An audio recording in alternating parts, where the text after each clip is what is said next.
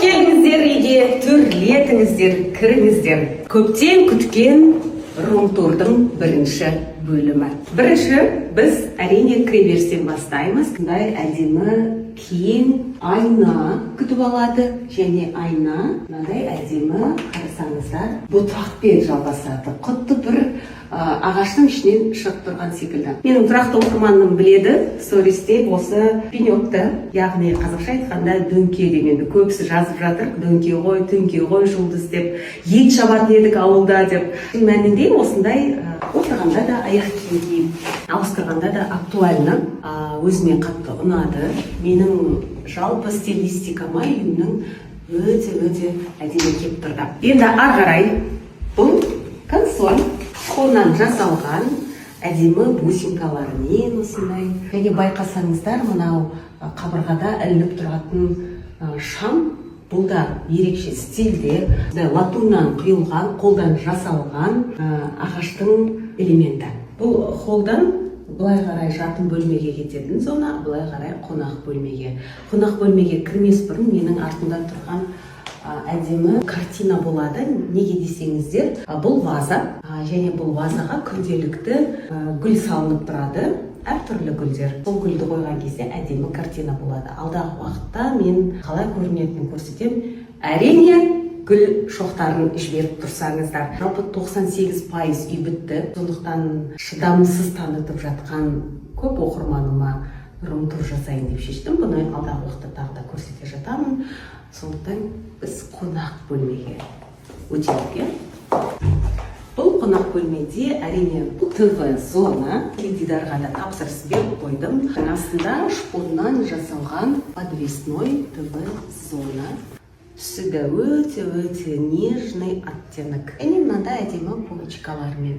Жарық өте көп түседі. Перделерімді өте өзім секілді нәзік, жеңіл, ең бастысы шаң жинамайды. Қолданысқа күнделікті өте ыңғайлы матадан тапсырыс берілген. Аппақ әдемі жиһаз. Отбасымызбен осы жерде күнделікті кешке жиналып кино көреміз, сериал көреміз. Үйдің жүрегі десем де болады бұл зона. Өйткені осы жерде үйгі жандардың барлығы шоғырланып жиналады. Ал енді жоғарыға қарасаңыздар, жарық. Бұл шам, мен медуза деп атаймын, әдемі, әртүрлі көлемде.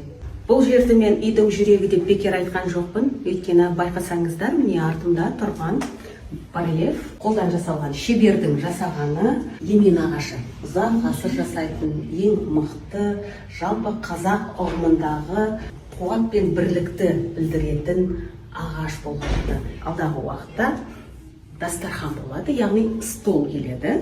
Орындықтарымен оған арнайы тапсырыс беріп қойдым. Сол үшін де еменнің жанында болсын деген бұл демі дастархан басына жиналатын орынға жасалды. Мына бір әдемі есікке көшетін болсақ. Бұны да байқасаңыздар, тұтқаны мен ұзақ уақыт бойы іздеп жүріп, арнайы шеберлерге тапсырыс беріп, қолдан жасалған. Бұл да яғни емен ағашының жалғасы бұтақтардан. Қыздар, бұл бізге керекті бөлме, әрине прачка деп аталады. Шағын ғана қылып жасадым. Неге десеңіздер, үйдегі төсек орындар, одан кейін үтіктейтін орын, міне мәселен, мына жерде холодильная доска, үтіктейтін орын. Осыны осылай тық қойдық та. Және үтікпен үтіктейміз. Мында тоқ бар, өте ыңғайлы. Және көптеген заттарды осы жоғарыға салып қоямыз. Оның үстінде чемодандар бар. Чемодандарға арналған мынау арнайы үлкен орын.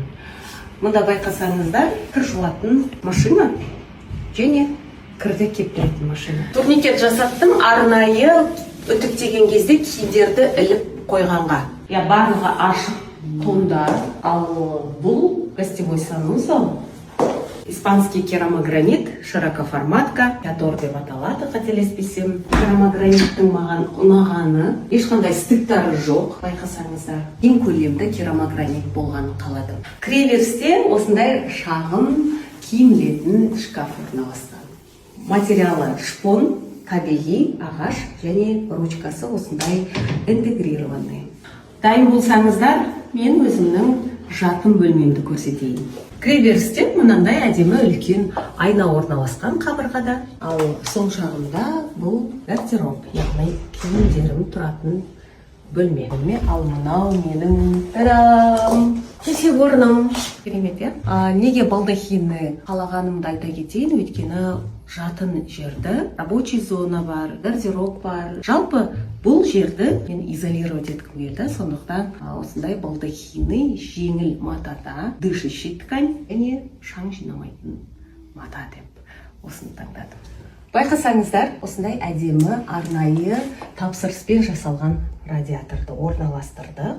Интерьерде әдемі өте келе қалды. Түсі де, жалпы осы объемы да, биіктігі де, ені де менің жатын бөлмеме үйлесе кетті. Ал бұл әрине Рабия Сұлтанның төсегі. Ол бұрышты мен деген ұзағынан ұзақ дайындадым, күттім. Кеше дегенде осы кітаптарымның барлығын реттеп қойдым. Бұл менің жұмыс орным. Екі тартпа, бұл маған жеткілікті. Және осындай подсветкалар бар. Егер де мына атмосфераны өшіріп тастап барлығын осындай бір оқығым келсе, кітапты міне осындай светильниктер қойдым.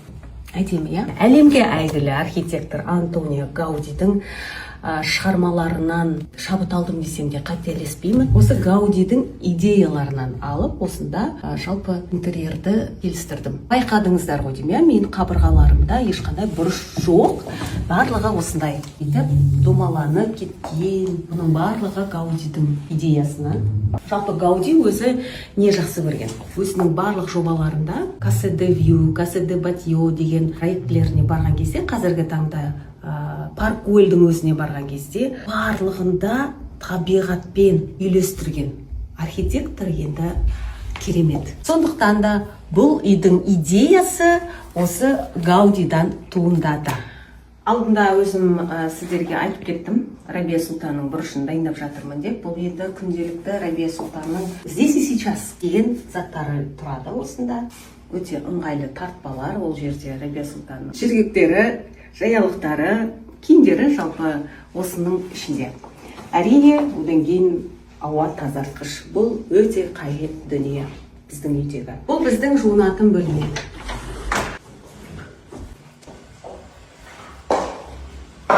Бұл жерде ең бірінші мен мына нәрсені айтқым келеді. Бұл жердің тасы травертин. Травертин тасын мен өте ұзақ таңдадым десем де болады. Кең көлемді керамогранит болғаннан кейін тоқтадым. Неге десеңіздер, бұл да қарасаңыздар ешқандай істік жоқ. Алып келіп бұл жерге жабыстырып орнаттық. Айта кететінім, қабырғаларды мына беті бұрыш болмағандықтан бұл жерге біз керамогранит емес, микроцемент. Қазіргі таңда актуалды микроцементтен жасадық, мокрый зонаға болады деп айтқаннан кейін, бірақ білмей көреміз. Алдағы уақытта өзім пікіріммен осы микроцемент жайлы бөлісемін. Негізі мына жерде басқа лампочка тұрады деп елестетіңіздер. Бұл да декоративный, өте әдемі. Ал мынау әдемі есіктің артында гардероб, киім-кешек, аяқ киім, жалпы ер адамға қажетті заттардың барлығы осының ішінде. Бұны сіздерге ашып көрсетпей қояйын. За закрытыми дверями пусть остается вот это вот весь секрет. Менің бір құрбым айтқандай, сенің үйің бозжыра деп. Расымен де бозжыраға ұқсайды, өйткені Ақтауды өте қатты жақсы көремін, табиғатқа қатысты барлық дүниені жақсы көремін, Қазақстанымды сүйемін, кең байтақ жерімді, табиғатпен байланысты үйлесім тапқан жоба дер едім.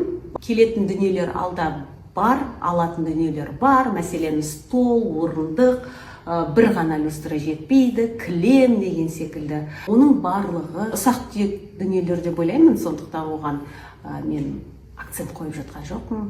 Болар бастысы біз үйге кірдік. Бүгінге бірінші бөлім турдым жетеді деп ойлаймын, өйткені осының барлығын көріп, өздеріңіздің пікірлеріңізді жаза кетіп, құттықтауларыңызды жаза кетсеңіздер, мен оқимын барлығын.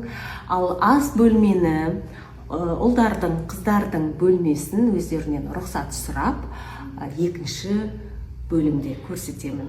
Баршаңызға, назарларыңызға көп рахмет. Үйлі болғысы келіп жүрген жандарға жұғысты болсын.